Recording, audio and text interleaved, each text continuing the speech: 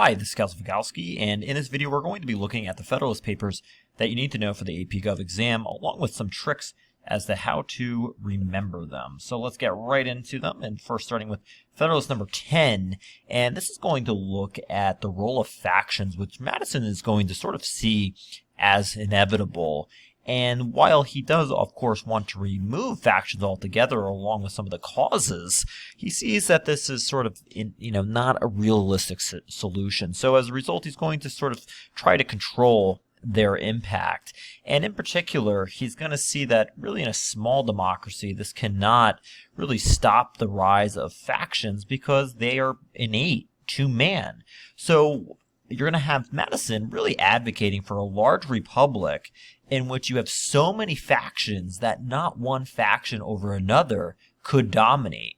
So, for example, he's going to say any disastrous effects of actions will be greatly diminished due to the number of people. So if you have a large republic, you're going to have many factions, and that, of course, is going to prevent one faction, ideally, from dominating others. And if you recall in AP Gov, right, the key word here is pluralism, one of your theories of democracy, in which really all the groups are competing equally.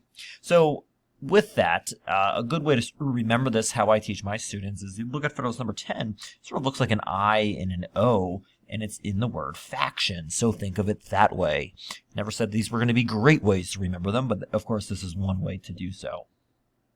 All right, now looking at Federalist number 51, we have Madison once again, and he's going to be looking at the checks and balances and espousing this idea of separation of powers. Again, the idea that no one branch is going to dominate over another.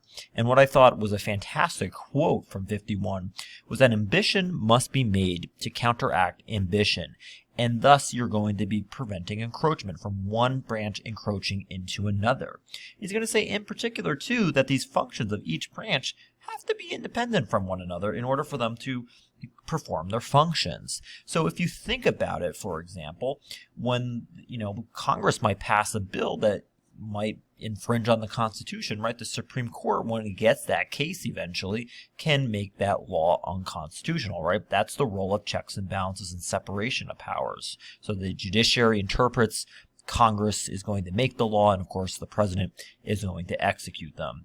And another fantastic quote here that comes out of 51 is that if men were angels, no government would be necessary. If angels were to govern men, neither external nor internal controls on government would be necessary. So again, going back to that ambition. And this is, of course, supposed to alleviate the fears of the anti-federalists, who are fearful of a strong central government. And here you're going to again have Madison saying there's nothing really to fear about because we have these mechanisms in place to prevent one branch from dominating over another. And so a good way to remember this one, or I don't know if you consider this a good one, but 5 plus 1 is 6, which is divisible by 3, hence 3 branches. Again, never said they were good, but this is how my students remember them, and it served them quite well. All right, let's go to Federalist number 70, and this one is going to be argued by Hamilton, and he's going to be advocating for a very strong and single executive leader. And contrast this to the Articles of Confederation, which had no executive in charge of the country. But of course, Hamilton's going to say, well, you need a strong executive. You need one person because, well, you're going to have accountability. So, for example, if you had a council of, like, let's say 5 people, and they do something that the public doesn't agree about, you could have those 5 people in the executive branch pointing the fingers. But if you only have one person, you can just blame that one person. So you're making them more accountable for their actions. He's also very big into the idea of ensuring energy into the executive, and that certainly the president can prevent as well as defend against legislative encroachments on the presidential power. Think, for example, the veto, right? And then on top of that, this will allow purpose, direction, and flexibility in the branch particularly during emergencies and wars. So the fact that the president can act much more in a much more expedient way as opposed to Congress, and we sort of see this today. So, for example, after 9/11, George W. Bush is going to be using his commander-in-chief powers to deploy the military. Really, you don't necessarily need to wait for Congress anymore, particularly when there are emergencies or wars. The president has a lot of power at his or her disposal. So to remember Federalist number 70, again, this one's probably the one that I don't have the best trick with, but if you flip the 0 and the 7, you sort of see that the 0 makes a face and that the 7 is sort of like a comb of hair. So that's the way that we do it. So if you tilt your head to the side, you see a 7 and then a 0. That's supposed to be 70.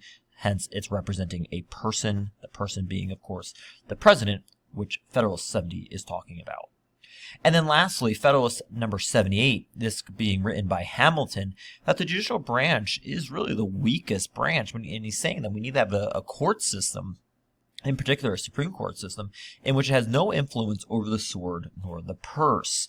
And what that means is, right, the president does not have, the Supreme Court rather, does not have the power of military powers. It doesn't have the power of the purse, meaning to tax. And those were two important things that colonists feared and did not like about Great Britain.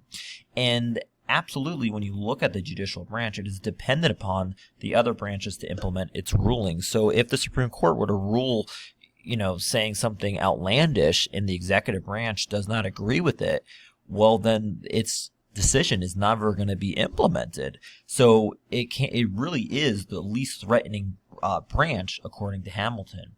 It's also going to be advocating for tenure for life to make this branch the least political. That's important because you don't want outside influences when the justices are making their decisions on ruling on a case.